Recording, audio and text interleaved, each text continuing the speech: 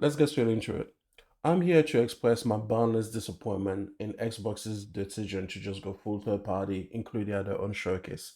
I know what's coming. No, it doesn't make me any less disappointed. Okay, just because you tell me that you're going to do something awful doesn't mean that I'm going to be, I guess, any less disappointed once that awful things happen. Okay, so it is what it is. Listen, I'm not going to be one of these hypocrites that say that, oh, it's a good thing that all of these games are going to PlayStation 5. It's not. Okay. I believe in exclusives. I found myself disappointed in Xbox. I understand the business reasons. I'm still disappointed in it. Okay. I found myself disappointed most actually in the Xbox content creators, in the Xbox gamers, in the people on Twitter that for the first 3 years of this generation were feeling that exclusive fever. They felt that these acquisitions, the ZeniMax acquisition fired them up. The the Activision Blizzard acquisition fired them up. And they were for these games all being exclusives. Man, why don't you just say that this isn't okay? Why do you capitulate? Why do you pretend that, oh, exclusives are done? Oh, this is the way the industry is going now. No, no, that's not what you're happy with. Listen, if I go to a restaurant, right, and then I order anything, like a steak or whatever, and then they come and they give me the wrong order, I'm not gonna be like, oh wow, I'm so glad I have the vegetarian meal. I always, should really look after my health. No, I'm not here to look after my health. I'm here to eat steak. Feed me what I asked of you. Like, bro, no, I'm not. I'm not happy about this. Here, let me show you something disgusting. Look at this. This I find to be absolutely abysmal. Look at this. All of these things, not only are they going to PlayStation, but they actually had the PlayStation logo on them. Not just for like their own third party game, but for actual third party games. Like it was shameless.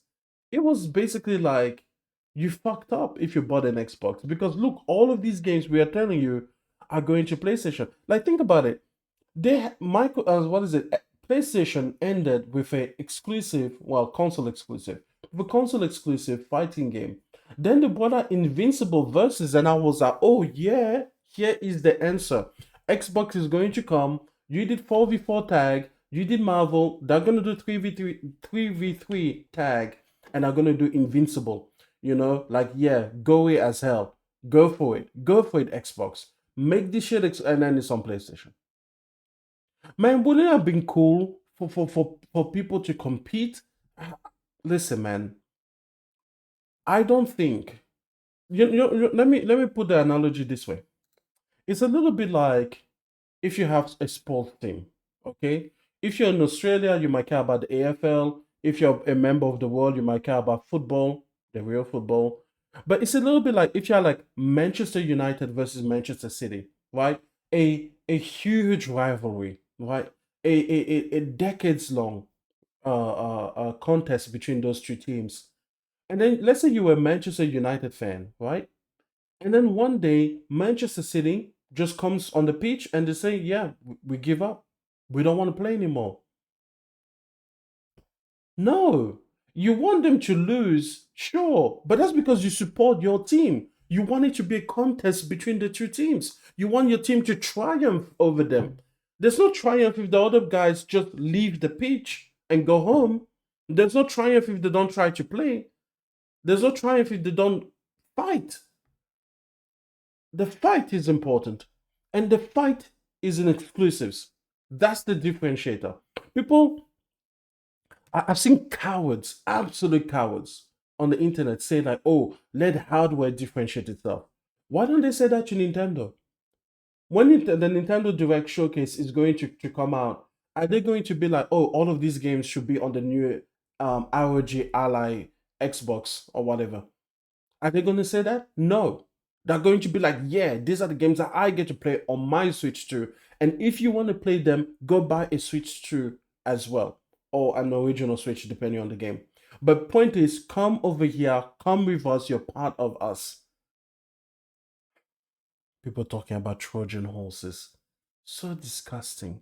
And actually, let's forget about the company. The company has genuine reasons to do this. They have business reasons to do this. I am not I'm not blind to that. But the fans, you've been a fan for this thing for 10 Years. They were behind the eight ball. And then they finally they acquire the way out of that hole. They buy the way out of that hole. And you think finally we're going to see that real competition. Finally, these people that were making fun of you, these people that were making jokes are going to have to acknowledge that you have something worthy of being in the fight for. And then you just give it all away. What a betrayal. And why can't you just say it's a betrayal? Why do you have to pretend? Why do you have to pretend that this is how the industry is going? Boy, this is the only one. This was a third party showcase. That's not okay. Anyways, whatever, right? It's whatever. Who am I, a PlayStation fan, caring more about the direction of Xbox than Xbox fans do? It's whatever. Then they have this bullshit ass thing, the ROG Xbox Ally X. Notice that ROG is first. Like even in the naming, this is a Asus device. First of all, look at the design. ROG is front and center.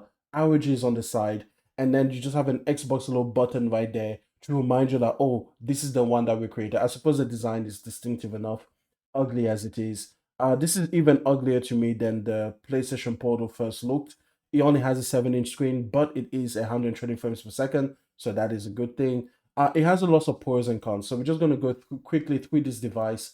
First thing that we should note is that this device, technically what it does is that it takes an ROG Ally X that already exists. It updates, I think the chip inside of it is a little bit stronger, and it gives a different shell with these more comfortable or more ergonomic handles from what people are saying, and from the design, that's what it looks. So it looks like a Frankenstein device, really, between the PlayStation Portal, in terms of kind of taking this controller and splitting it in half, the ROG Ally X, and then a little bit of like Microsoft Windows slightly custom version thing. So this could either be a really good device, or it could be an absolute monstrosity. And I guess we'll find out. But I'm waiting for it. I think the device itself, by itself, this device, I think is fine. I think it could be excellent. Now, no, something to know, there are two versions of this device, okay? Just like with the Xbox Series S and X, the weaker one will be white and the stronger one will be black, as it should be. So here's the thing. Two devices, again, same external dimensions, same external everything is the same on the outside, minus the paint job.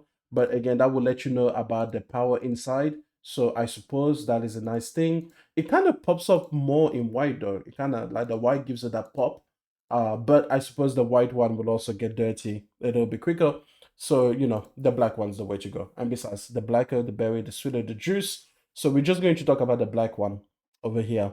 So over here, Xbox button is what makes it kind of cool. They have this little ROG Xbox thing going on with the little imprint there, a little bit like the PlayStation symbols on the touchpad. So that's great, cool little design. Um, so with this device, the biggest pitch is really going to be around, I think, five key things. The first is that it's going to have an Xbox experience, which is basically taking Windows 11, customizing it so that it sucks a little bit less for gaming, and then hopefully giving you a decent experience in return. The next one is that they are going to have Xbox Play Anywhere, which is the program where if you buy a PC game through the Xbox Store or on an Xbox console, you buy that game, it will give you access to that game or ownership of that game across both platforms. Fantastic. Xbox Game Pass, huge part of this, huge part of this. So fantastic for people that love Game Pass. I generally do not have an issue with Game Pass, except for the day and date thing. I think that day and date kills the games that are within it. They cannibalize themselves, and it makes those games far less successful. But hey, they're selling the games on PlayStation now, so I suppose PlayStation and Nintendo Switch are going to eventually compensate for that. I guess. Who cares? Then the next big part is that this can do three types of gaming, right? Local gameplay, which is fantastic. It can do remote cloud gameplay, which is great. And then it can also do remote play gameplay, which is coming straight off your personal Xbox console if you have one. So those three options are all in one device. So you can, cover all your bases. So however you like to play, you should probably find a great way. And then the final part is that this will aggregate a library for you, meaning that you don't only have access to the Xbox uh, game store on PC, you also should have access to Steam, Epic Games, GOG, and other providers. Maybe you'd even get access to GeForce Now for the cloud gaming component. And it will have one UI overlay that seeks to bring together all of these disparate libraries into one beautiful hub, I suppose. So yeah, those are the five key things with this thing. Oh, and then I guess another one that is important is that they are really promoting crossplay and cross saves across most of the titles, I believe. So you should be happy to continue an experience from Xbox to this device to PC, and then just go and melange back and forth as much as you want. Fantastic, right? Great. It's awesome, right? So the device itself is fine. Okay. Where it starts to lose me is in the value proposition. So really, I'm going to ask what the media asked with PlayStation 5 Pro. Who is this for?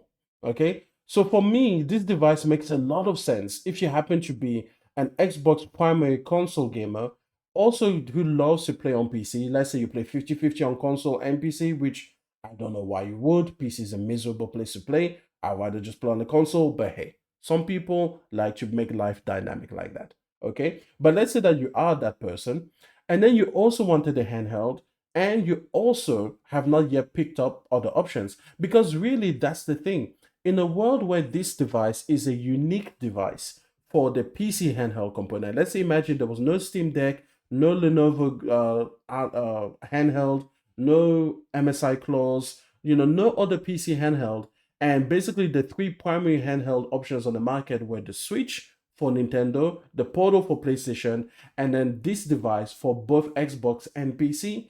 I think that this device finds a lot of success. Okay. But we don't live in that world. And we also live in this world where the ROG Ally X, which this device is based on, is already costing $900 at the store. And this device not only has the new shell, it must also have new internal packaging for the components that are inside. So, for example, the battery and everything, I think is packaged differently because this device looks much thicker on the side than the ROG Ally X does. And at the same time, it also has this collaboration with Xbox. And I don't imagine that Microsoft is going to be in the business of subsidizing this device for people. So I guess at the very least, it will also cost $900 too. But then that would be weird for Asus to have two devices where I would say this one is clearly the better of the two, if only because it will have the less demanding Windows 11 thing. So this would be the better device. Why would they keep the ROG Ally X in store? I suppose they could always say, hey, listen, if you see the sales, like let's say 85% of the sales are going to this device versus their own, I suppose they could cancel the Ally X from before and then just keep this device on the shelf. So it is what it is. But again, I just see this as such a niche product that I'm gonna say this. I don't see 10 million of these sold within the next 5 years. I don't see that happening. So it is what it is, right? Because at the same time, you're making a big component of this thing is that this is for Xbox fans, right? It's called the ROG Xbox Ally. But then the thing is, you're making the Xbox less and less relevant by the day. So that's kind of like meh. And if people just want an ROG Ally, I suppose they could go and get the standard one or the one that's already released.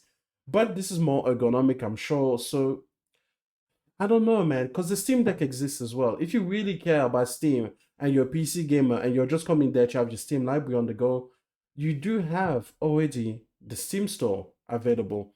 And then you also have, what was it, that new Lenovo device that had Steam OS built in? And that is not as expensive as $900, I don't think. And it has good performance. I don't know, man. I don't know. Uh, it's hard. I can't tell. I cannot tell with this device. I have a gut feeling that this is not a blockbuster seller, but honestly, I just don't see it. I just don't know. I just don't know. Listen, so that was the Xbox showcase, right? Listen, Xbox showcase by itself, I guess it's a 7 out of 10. 8, 9. 10, 12, whatever. Like, I don't know, man. Who cares? Who cares really? Okay. Oh, by the way, let me show you this. They have a little slider over here. You see that? Look how thick that thing is. Blah. And don't try to play this device in the rain. You're not walking and playing games on this thing because look at these gaping holes for the ventilation. That is not happening. I'm not saying that's bad, by the way. I'm just saying like don't play this in the rain. Don't ruin your device. So over here, I think that'll be like a headphone jack. So that's good. Micro SD card is fantastic. Good ventilation, that seems to be going there. USB ports galore, volume slider there, great triggers, and they call these ones impulse triggers as well. So I suppose they're going to have some kind of haptic feedback, which could be like a PlayStation DualSense thing where it can give resistance, or maybe it's just better vibration. I don't know. Back buttons. Listen, the hardware by itself, it looks compelling, man. Like it really doesn't look that bad. Now, from this angle, I think it looks pretty good. From the front, it looks kind of ugly. There's something about this design, the way that it cuts into the rest, where I wish it was a little bit more like the Polo and it had a bit more separation. There's just something a little bit stubby about it. But again, it's fine. It's absolutely fine. The bezels as well could have been really like reduced. That would have been nice. But hey, it is what it is. So that this for me, I guess, was the most exciting thing to come out of the showcase, simply because it's something that feels new and daring from the Xbox side. So we'll see. Maybe PC gamers are going to love this. Maybe Xbox gamers are going to love it with far more tenacity, I suppose, or fervor than I imagine. But yeah, for me, it's I don't know, man. So here are the specs, by the way. So good thing of them to give you the specs already. Basically, the weaker one is a little bit weaker in the RAM. So you only have 16 gigs versus 24 gigs. The storage 512 versus 1 TB for the stronger one. And then some of the I/O ports, I think you get one less USB over here or something. And then finally the battery life. The battery life is only 60 watt hours battery size anyway. Battery capacity on the Ally, and then the Ally X is 80 watts. Now they could actually have the same battery life because this one over here, I forgot to say that the processor is different as well. So the Z2A is a weaker processor than the Z2 Extreme. So it could be that because of the smaller processor, it has a same battery life as the bigger one with the stronger processor and the higher capacity. So it is ah, it's boring. I don't know. I almost want to fast forward. So this should be coming out holiday 2025. Like I said, I haven't told the price, but I also want to fast forward to the holiday season to see the reception. And I want to watch videos and deep dives about it from people like everyday gamers. I suppose now they're in the hands of content creators and influencers, but it would be good to see it in like trickle out and see the rollout for this. So listen, the handheld market is looking dynamic, I suppose. So I guess there's refuge in that. If I want to see that competition, maybe this will be like a good thing to compete against the Switch. I don't know. Like, listen, there's like 200 million PC gamers, right? And they should be fed options. So there's one more. And we can't complain about that. And also the games shown at the Xbox showcase, that fine, that. One thing that I will say about the Xbox Showcase is that I didn't find any game that I was personally like, yeah. So I suppose final thing, we'll just quickly go through the games. The Other Worlds 2, it's fine. But it's coming out at $80 on PlayStation and Xbox, right? On Xbox, obviously you have Game Pass, but on PlayStation you want to pay $80 at the outset. $80 for a double A game is ridiculous. That's not selling. At least I'm not buying. Call of Duty Black Ops 7. Listen, that reveal took everybody by surprise and not in a good way because it was starting to look fire and then it's like, oh, it's Call of Duty. It's fine for Call of Duty fans, not for me. Ninja Gaiden 4, fine. Tom Hawk's Pro Skaters, great. Grounded 2, I'm actually surprised that they actually had enough success to make it second run, but whatever. Gears of War Reloaded. So that's basically the PlayStation release of Gears. Fantastic for people that love Gears. Have never played them, and I'm not gonna go out of my way. I played on PlayStation Plus, right? Indiana Jones, Jesus, dog shit. Clockwork Revolution. I think everybody's saying that was the best looking game of that show, but to be honest, it didn't look that good to me. I'm not that interested. Another first person game, right? Like just like what is this first person shooter games on Xbox, boy? Stop. Stop. Listen, third person is God's chosen camera angle, okay? The first person is just shit. Oh, whatever. High on Life 2. I enjoyed High on Life.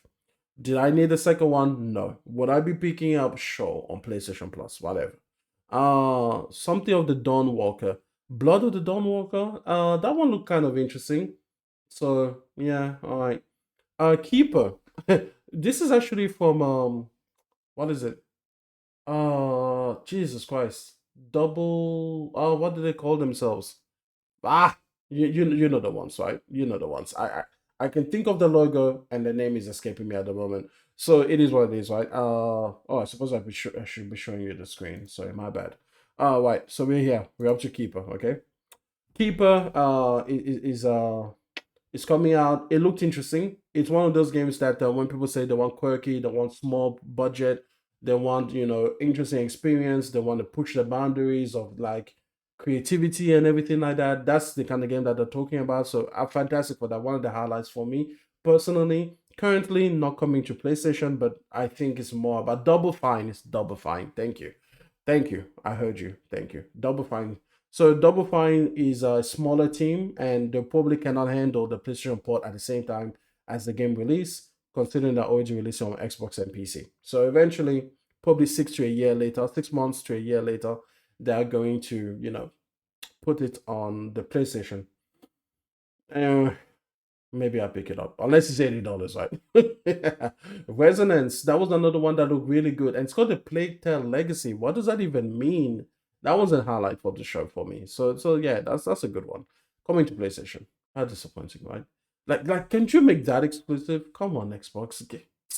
Fight. There's something there that is the ears or whatever. Who cares? There's Age of Mythology. Right.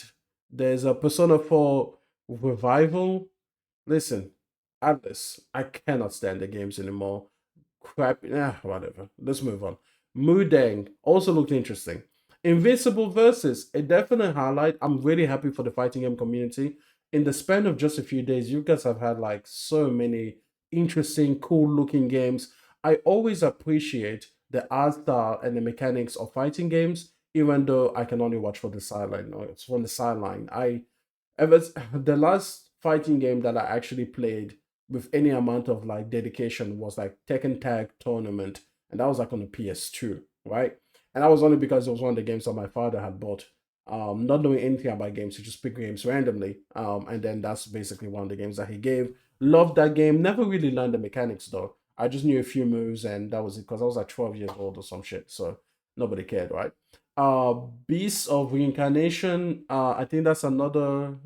I think this comes from like Game Freak, if I remember, like the Pokemon developers. So that was a bit surprising. Cool. Some PlayStation. Final Fantasy 16. Yes, going to what is it? Going to the Xbox. Fantastic. Play it. Final Fantasy 7 Integrate. Finally. People have been saying this about Final Fantasy 7 going to Xbox for ages. I think this is 5 years later. Yeah, I played, like we're getting Gears of War like what 25 years later? Like wow, enjoy it, all right? Fantastic. And the reason that it doesn't bother me that it is going to Xbox is that Square Enix is a third party developer, so I guess it is whatever. All right, Sea of Thieves. Something again, it's a DLC or some shit, who cares? Then there's something hidden behind the PlayStation logo, who cares? Solo Leveling, that one looked interesting. Sure. Planet. You know what? Let me go. Okay, over here there are no ghosts at the grind. I actually like the look of this one.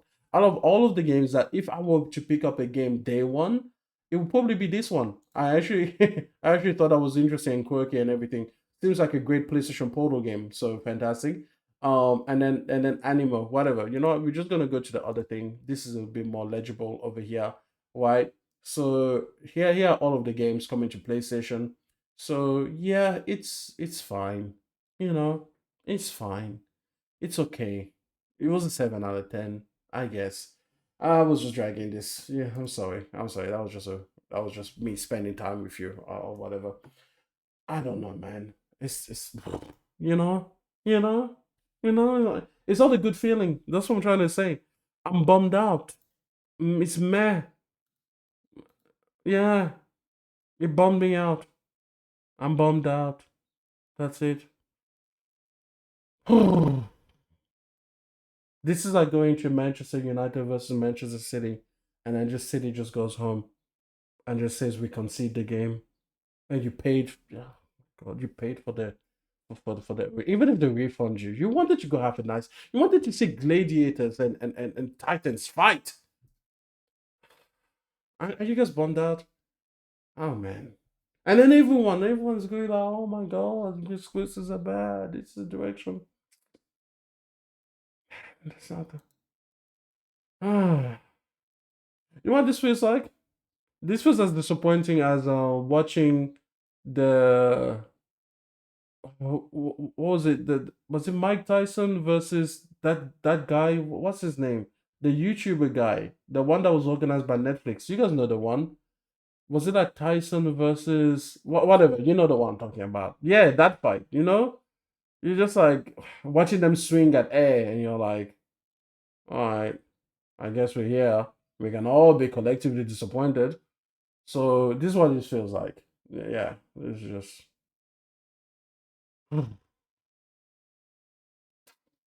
So yeah, I'm just gonna I'm gonna go now. You have a nice day.